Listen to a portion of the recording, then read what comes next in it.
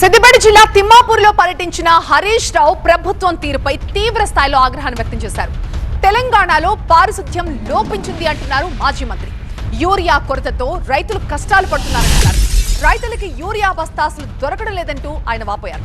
ప్రభుత్వ ఆసుపత్రులపై ప్రజలకి నమ్మకం పోయింది. ఇలా అనేక సమస్యలతో తెలంగాణలో ప్రజానికం కొట్టుమిట్టాడుతోందంటూ ఆరోపించారు హరీష్ రావు. ముఖ్యమంత్రి రేవంత్ రెడ్డి మొద్దు నిద్రపోతా ఉన్నాడు. పాలన సాగడం లేదు. అన్ని వర్గాలు ప్రజలందరూ కూడా ఇబ్బంది పడుతున్నారు. యూరియా బస్తాలు దొరకక రైతులు ఇబ్బంది పడతా ఉన్నారు. పారిశుధ్యం లేక గ్రామాలన్నీ కూడా పడకెక్కినటువంటి పరిస్థితి ఉంది. కేసీఆర్ గారి ప్రభుత్వంలో పల్లె ప్రగతి పేరిట ఊరూరికి ట్రాక్టర్ కొనిచ్చిండ్రు. ప్రతి నెల గ్రామ పంచాయతీకి డబ్బులు పంపించి గ్రామాల్లో ప్రతిరోజు చెత్త సేకరణ జరిగేది. కానీ ఈరోజు పరిస్థితి ఏంటంటే పంచాయతీ సెక్రటరీలు సమ్మె నోటీస్ ఇచ్చారు రాష్ట్ర ప్రభుత్వానికి. ఎందుకు? మాకు డబ్బులు రావడం లేదు.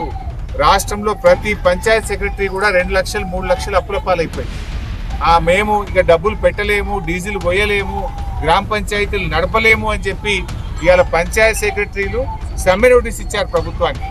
అంటే ఈ ప్రభుత్వానికి అసలు ప్రజల ఆరోగ్యం ఏంటి, ప్రజలు ఏంటిది అనే పట్టింపు ఉన్నదా మీకు? ఇంతనైనా ఆసుపత్రుల్లో మందులు లేవు, ప్రభుత్వ ఆసుపత్రుల్లో వైద్యం కరువైపోయింది, ప్రైవేట్ ఆసుపత్రులకు పోతే లక్షలాది రూపాయలు ఖర్చు అయిపోయి అప్పుల పాలవుతున్నటువంటి పరిస్థితి ఉన్నది. రేవంత్ రెడ్డి మాటలకు ఎక్కువ, చేతలకు తక్కువ.